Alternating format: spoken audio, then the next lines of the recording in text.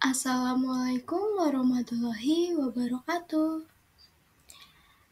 Selamat pagi anak-anak. Bagaimana kabar kalian?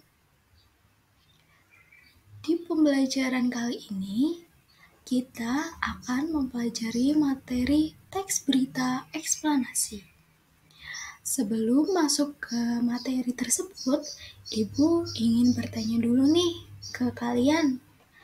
Apakah kalian tahu apa itu teks berita? Kalian pasti sudah pernah membaca atau melihat berita, bukan?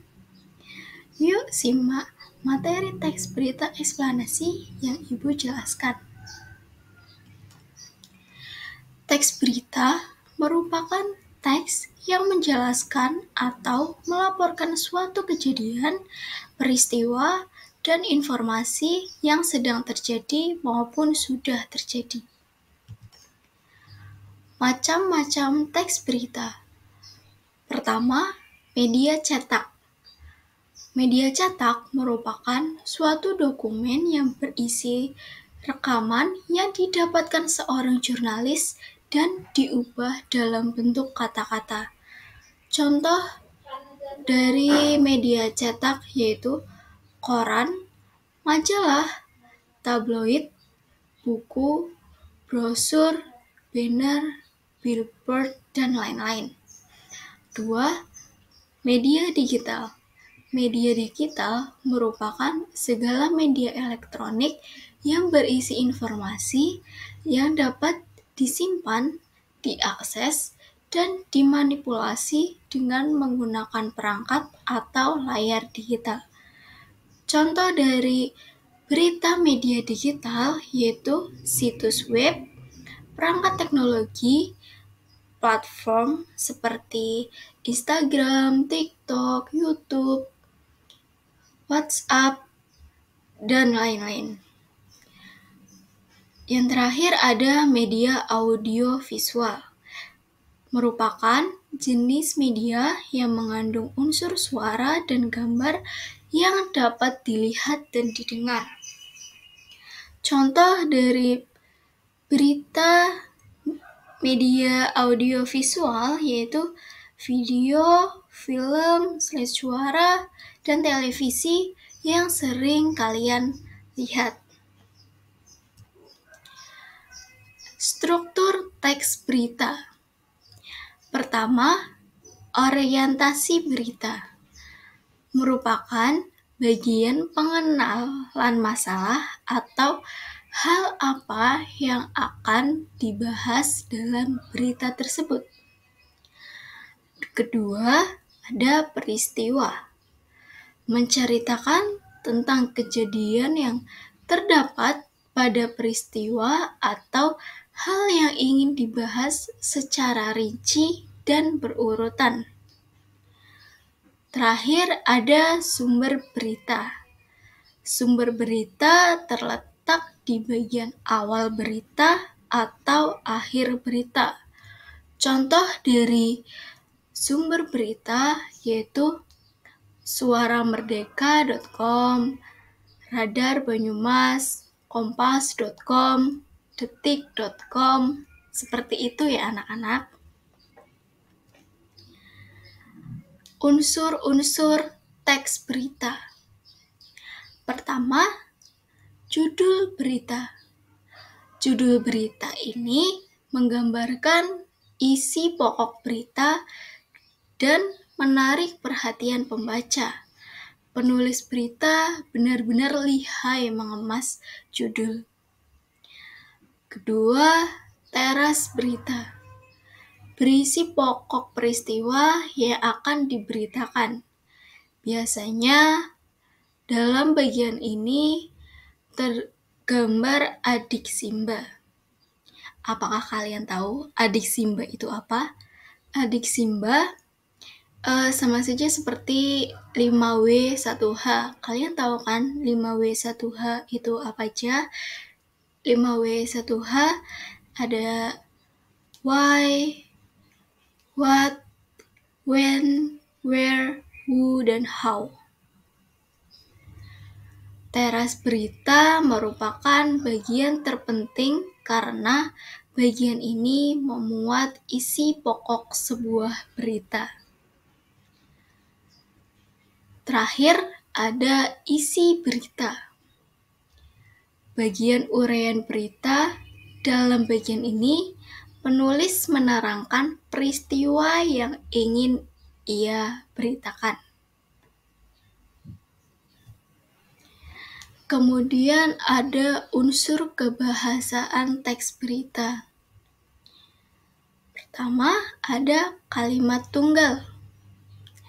Kalimat tunggal merupakan kalimat yang hanya memiliki satu klausa. Contohnya, polisi menjaga gedung balai kota sejak pagi. Kedua, kalimat majemuk. Kalimat majemuk merupakan kalimat yang memiliki dua klausa.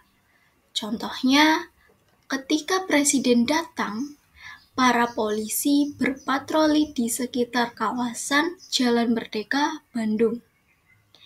Ketiga, konjungsi atau kata penghubung yang bermakna kronologis, seperti kemudian, lalu, setelah itu, pada akhirnya. Contoh, polisi memeriksa laboratorium yang terbakar.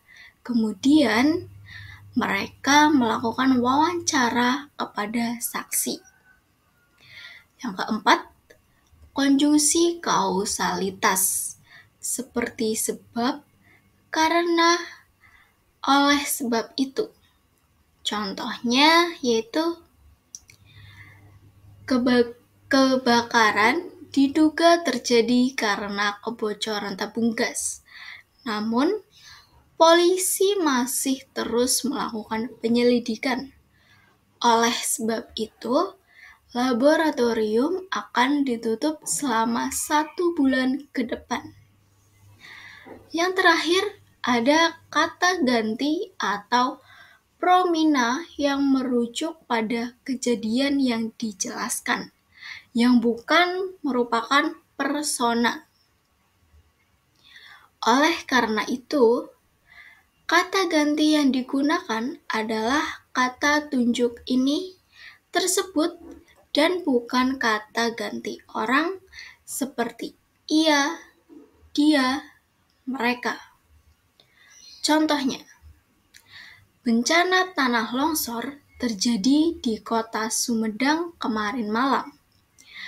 Peristiwa ini terjadi akibat hujan deras yang turun sejak pagi. Bagaimana anak-anak? Apakah kalian paham mengenai unsur kebahasaan teks berita?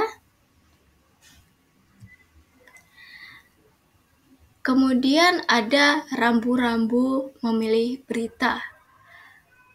Memilih berita juga ada rambu-rambunya loh anak-anak. Hindari yang judul provokatif, sensasional, dan menggunakan kata-kata yang memancing emosi. Alamat situs yang tidak jelas, tidak terverifikasi, seperti blog pribadi. Informasi yang hanya berasal dari satu sumber, pegiat ormas, tokoh politik, atau pengamat.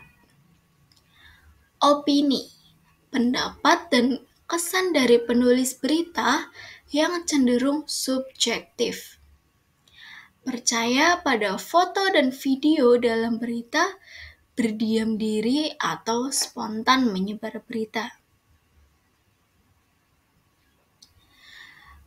Ketika kalian ingin memilih berita, lakukanlah hal di bawah ini. Cari referensi berita serupa dari situs online resmi, lalu bandingkan isinya dengan situs online resmi lainnya. Cermati alamat URL situs, pastikan situs tersebut sudah terverifikasi sebagai situs resmi. Periksa sumber berita dan keberimbangan berita dari beberapa narasumber agar mendapat gambaran yang utuh. Melihat fakta dan cek keaslian foto. Itu saja materi dari teks berita eksplanasi. Semoga kalian bisa memahami materi ini ya anak-anak. Sekian penjelasan Ibu pada materi teks berita eksplanasi. Sampai bertemu di pertemuan selanjutnya. Wassalamualaikum warahmatullahi wabarakatuh.